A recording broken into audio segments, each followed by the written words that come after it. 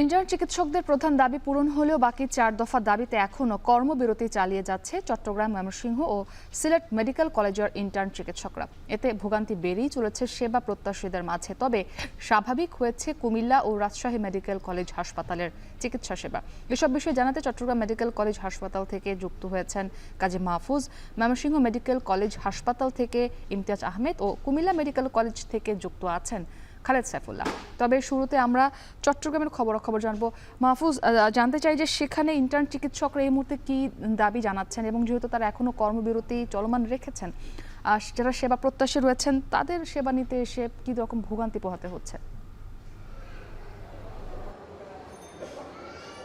মুক্তি, শুরুতে আপনি যেমনটি বলছিলেন যে চিকিৎসকদের 5 দফা দাবির মধ্যে এক দফা কিন্তু গতকালকে বাস্তবায়িত হইতে, অর্থাৎ এমবিবিএস এবং বিডিএস ডিগ্রি ছাড়া অন্য কেউ ডাক্তার শব্দের ব্যবহার করতে পারবে না। এরপর বাকি যে 4টি দাবি রয়েছে সেগুলো পূরণ না হওয়া, একই সাথে চিকিৎসকদের কর্মসূচিতে পুলিশের লাঠি চার্জের প্রতিবাদে আজ চট্টগ্রাম মেডিকেল কলেজ হাসপাতালে সকাল 8টা থেকেই মূলত ইন্টার্ন চিকিৎসকরা বিক্ষোভ কর্মসূচির ডাক দিয়েছে এবং তারা কর্মবিরতি 24 ঘন্টার জন্য কর্মবিরতি পালন করছে। তারই প্রেক্ষিতে এই বৃহত্তর চট্টগ্রামের প্রায় 3 কোটি মানুষের যে চিকিৎসা সেবার আশ্রয়ের জায়গা চট্টগ্রাম মেডিকেল কলেজ হাসপাতাল, সেখানে কিন্তু তার প্রভাবটি পড়েছে। গতকাল থেকে যেহেতু আন্দোলন চলছে, এখানে যারা দূর দূরান্ত থেকে রোগী আসছেন তাদেরকে বেশ ভোগান্তির মধ্যে পড়তে হচ্ছে। আজকেও আমরা দেখেছি চট্টগ্রামের পার্শ্ববর্তী যে উপজেলাগুলো আছে, মিরসরাই, সীতাকুণ্ড, আনোয়ারা, বাঁশখালী সহ পাশাপাশি আশপাশের যে উপজেলা, সেখান থেকে রোগীরা আসছেন কিন্তু তারা চিকিৎসা সেবা পাচ্ছেন না, যার কারণে বেশ ভোগান্তির মধ্যে পড়েছেন। আমরা অনেকের সাথে কথা বলছি, আপনি নিজেও দেখতে পাচ্ছেন যে এখানে কিন্তু অনেক রোগী এবং রোগীর স্বজনরা চিকিৎসকদের জন্য অপেক্ষা করছেন, অথচ চিকিৎসকরা এখানে এখনও পর্যন্ত তাদের কর্মস্থলে যোগ দেয়নি। এবং এখানে যারা ইন্টার্ন চিকিৎসক আছেন, বিশেষ করে চট্টগ্রাম মেডিকেল কলেজ হাসপাতালে কিন্তু প্রায় 200-র কাছাকাছি ইন্টার্ন চিকিৎসক রয়েছে, যারা প্রতিদিন কিন্তু বিভিন্ন ওয়ার্ডে চিকিৎসা সেবা দিয়ে থাকেন স্থায়ী চিকিৎসকদের পাশাপাশি। আর এই চট্টগ্রাম মেডিকেল কলেজ হাসপাতালে আমরা জানি যে প্রতিদিন 2 থেকে 2,500 রোগী ভর্তি হন, চিকিৎসা নেন। এই 2,500 রোগীকে কিন্তু এখন বেশ ভোগান্তির মধ্যে পড়তে হচ্ছে। আর যারা মেডিকেল ওয়ার্ডের মধ্যে ভর্তি আছেন তারা মূলত প্রায় এই ইন্টার্ন চিকিৎসকদের কাছাকাছি থাকেন, কিন্তু চিকিৎসকরা আসলে না থাকার কারণে তাদেরকেও এক ধরনের ভোগান্তি পোহাতে হচ্ছে এবং তাদের কোনো সমস্যা হলে পরে আসলে তারা সাথে সাথে চিকিৎসক পাচ্ছেন না। এই অভিযোগগুলো কিন্তু এখানে তারা করছেন। আমরা ইন্টার্ন চিকিৎসকদের সাথে কথা বলছি, তারা বলছেন যে একটু পরেই তারা একটি বিক্ষোভ কর্মসূচি পালন করবেন, যেখানে যে গতকালকে হামলা হয়েছিল তার প্রতিবাদ তারা জানাবেন। এবং তারা বলছেন যে ওই চট্টগ্রাম মেডিকেল কলেজের নিউরো সার্জারি একজন ইন্টার্ন চিকিৎসকও গতকালকে আহত হয়েছেন, তার প্রতিবাদও তারা এখানে করছেন এবং আগামী 24 ঘন্টা এই কর্মসূচি তারা পালন করবেন এমনটি আমাদেরকে জানিয়েছেন। পরবর্তীতে আসলে কেন্দ্রীয় যে কর্মসূচি সেটির আলোকেই তারা তাদের কর্মসূচি নির্ধারণ করবেন। আপনার মাধ্যমে বলে রাখি যে চট্টগ্রামের এই মেডিকেল কলেজ হাসপাতাল, এখানে কিন্তু প্রতিদিন নানা ধরনের রোগী ভর্তি হয়ে থাকেন, কারণ এই মেডিকেল কলেজ হাসপাতালটি বৃহত্তর চট্টগ্রামের মানুষের একটি আশ্রয়স্থল হিসেবেই কিন্তু পরিচিত। তো সেই জায়গাতে আসলে এই ধরনের কর্মসূচির কারণে যেহেতু রোগীরা সেবা পাচ্ছে না, তারাও কিন্তু বেশ ক্ষোভ প্রকাশ করছেন এবং দ্রুত এই সমস্যার সমাধান চাচ্ছেন। তো দর্শক, আমরা এই পর্যায়ে চলে যেতে চাই ময়মনসিংহে। সেখানে রয়েছেন আমাদের সহকর্মী ইমতিয়াজ, তিনি জানাবেন সেখানকার সবশেষ অবস্থা সম্পর্কে। মাহফুজ, আপনি জানেন যে গতকালকে ডাক্তারদের উপর যে লাঠিচার্জ হয়েছে তার প্রতিবাদে ময়মনসিংহে ঠিক 12টার দিকে কিন্তু যারা ময়মনসিংহ মেডিকেল কলেজের শিক্ষার্থী রয়েছেন তারা কিন্তু মশাল মিছিল করেছেন, বিক্ষোভ করেছেন এবং তারপর কিন্তু তারা দলীয় সিদ্ধান্ত অনুযায়ী, কেন্দ্রীয় সিদ্ধান্ত অনুযায়ী তারা কিন্তু কর্মসূচি প্রদান করেছিলেন যে সকাল থেকে সমস্ত আউটডোর সেবা বন্ধ রাখবেন এবং তাদের যে ক্লাস পরীক্ষা এবং পাশাপাশি যে ক্লাস কার্যক্রম সেগুলো কিন্তু সেই কার্যক্রম কিন্তু তারা বন্ধ রাখবেন। এবং আজকে ঠিক 9টার দিকে এখানে আসার পর যেটা জানাচ্ছিলেন এখানে সংশ্লিষ্ট কর্মকর্তারা, যে সেটি যে 9টার পর কিন্তু শিক্ষার্থীরা এসেছিলেন এবং আউটডোরের টিকিট কার্যক্রম এবং চিকিৎসা সেবা কার্যক্রম কিন্তু আধা ঘন্টার মতো কিন্তু বন্ধ ছিল। এবং তার পরবর্তীতে আবার আধা ঘন্টা পর কিন্তু আমরা দেখতে পাচ্ছি যে আউটডোরের 2য় তলায় রয়েছে আমরা এখানে দেখতে পাচ্ছি যে শত শত রোগী কিন্তু লাইন ধরে কিন্তু ডাক্তার দেখাচ্ছেন। এখন পর্যন্ত এই আধা ঘন্টা পর থেকে কিন্তু এই মুহূর্ত পর্যন্ত এখন পর্যন্ত চিকিৎসা সেবা আউটডোরের স্বাভাবিক রয়েছে এবং অন্যান্য যে ইমার্জেন্সি সেবাগুলো সেগুলো কিন্তু স্বাভাবিক। রয়েছে বলে আমাদেরকে জানিয়েছেন। এবং সেই সাথে আপনারা জানেন যে গতকালকে যে আদালতের যে রায়টি হয়েছে সেখানে এক দফা পূরণ হয়েছে এবং পরবর্তী চারটি যে দফা রয়েছে সেটি কিন্তু আন্দোলনকারীদের এখনও পূরণ হয়নি, ইন্টার্ন চিকিৎসক এবং সাধারণ শিক্ষার্থীদের, এবং সেই দাবি পূরণের লক্ষ্যে কিন্তু তারা আন্দোলন এখন পর্যন্ত চালিয়ে যাচ্ছেন। এবং তারা যেটা বলছেন যে যতদিন পর্যন্ত তাদের আন্দোলন তাদের দাবিগুলো পূরণ না হবে ততদিন পর্যন্ত তারা আন্দোলন কিন্তু চালিয়েই যাবেন।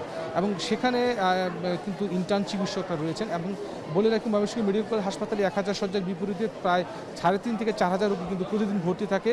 যেহেতু ইন্টার্ন চিকিৎসকরা সেখানে এখনও কাজে যোগ দেয়নি, সুতরাং একটা রোগীর কিন্তু চিকিৎসা সেবায় একটা কিন্তু ব্যাঘাত ঘটছে। এই ব্যাপক রোগীর চাপ সামলাতে কিন্তু যারা বিশেষজ্ঞ ডাক্তার রয়েছেন তাদের কিন্তু ব্যাপকভাবে এই রোগীর চাপ সামলাতে হচ্ছে। এবং ময়মনসিংহ মেডিকেল কলেজ হাসপাতালে কিন্তু বিভিন্ন জেলা থেকে, শেরপুর, জামালপুর, নেত্রকোনা, বিভিন্ন উপজেলা থেকে, টাঙ্গাইল থেকে, জেলা থেকে, বিভিন্ন জায়গা থেকে কিন্তু রোগীরা কিন্তু এখানে চিকিৎসা সেবা নিতে আসেন। এবং 5 থেকে 5.5 লক্ষ মানুষের ভরসার একমাত্র ভরসার স্থল ময়মনসিংহ মেডিকেল কলেজ হাসপাতাল।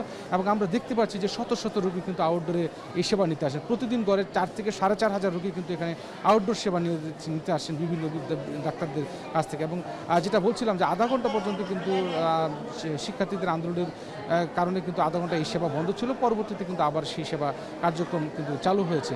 এবং শিক্ষার্থীরা যে কথাটি বলছেন যে বাংলাদেশে যে ডাক্তার সংকট রয়েছে সেখানে আরও 10,000 ডাক্তার আর দ্রুত ভিত্তিতে কিন্তু সেখানে নিয়োগ প্রদান করতে হবে, যাতে সুষ্ঠু সুন্দর চিকিৎসা সেবা পরিচালিত হয়। এবং একটি দূর দূরান্ত থেকে যে রোগীগুলোই হাসপাতালে আসুক বা ডাক্তারের কাছে আসুক, সেই রোগীটি যেন একটি সুন্দর চিকিৎসা সেবা পান সেইটি যেন নিশ্চিত করা হয়।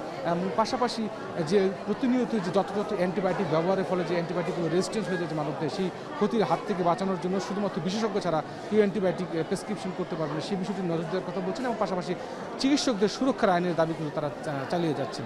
সব মিলিয়ে ময়মনসিংহে এখন পর্যন্ত বহির্বিভাগের সেবা চালু থাকলেও এখন পর্যন্ত ইন্টার্ন চিকিৎসকরা কাজে যোগ দেয়নি এবং তাদের যে কলেজের যে কার্যক্রমগুলো রয়েছে সেগুলো কিন্তু তারা বর্জন করেছে। সব মিলিয়ে এই ছিল ময়মনসিংহ থেকে চিকিৎসকদের আন্দোলনের সর্বশেষ খবর আমার কাছে। এখন আমরা কুমিল্লায় ফিরে যাব। কুমিল্লায় সেখানে সার্বিক কী খবর সে জানাবেন খালেদ সাইফুল্লাহ। খালেদ, জানাবেন সেখানে সার্বিক কী অবস্থা দেখছেন আপনি? ইমতিয়াজ, গত 3 দিন যাবৎ কুমিল্লার মেডিকেল কলেজের হাসপাতালে কর্মবিরতির ফলে যে অচল অবস্থা সৃষ্টি হয়েছিল সেটি কিন্তু কাটিয়ে উঠেছে। গত সকাল থেকে এখানে পরিস্থিতি স্বাভাবিক হয়েছে, চিকিৎসকরাও তাদের কাজে ফিরেছেন এবং ইন্টার্নি চিকিৎসকরাও যারা 3 দিন যাবৎ আন্দোলন করেছিলেন তারাও তাদের কাজে ফিরে গেছেন এবং যার কারণে পুরো মেডিকেলে একটি স্বস্তি বিরাজ করছে। বিশেষ করে রোগীরা দূর দূরান্ত থেকে মেডিকেল কলেজে এসে থাকেন চিকিৎসা সেবা নেওয়ার জন্য। আমরা জানি যে কুমিল্লার এই 500 শয্যার হাসপাতালটি কুমিল্লার বৃহত্তর এলাকার জন্য মানুষের আস্থার জায়গা। সেখানে কিন্তু প্রচুর পরিমাণে মানুষ প্রতিদিন এখানে সেবা নেওয়ার জন্য ভিড় করেন। গত 3 দিনে এরকম অসংখ্য রোগী এখানে গেটে ভিড় করেছেন কিন্তু ভেতরে ঢুকতে পারেননি, চলে গিয়েছেন।